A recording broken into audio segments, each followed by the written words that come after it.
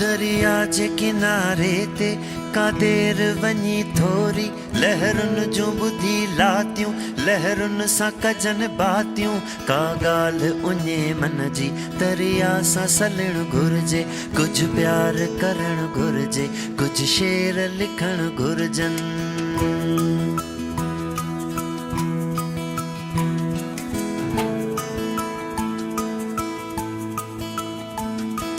पहर हयातीअ जो जंगल में वञी घुमजे ऐं दिलि जी टारीअ तां के पल पखियुनि जहिड़ा बेचैन हवा वांगुर चंचल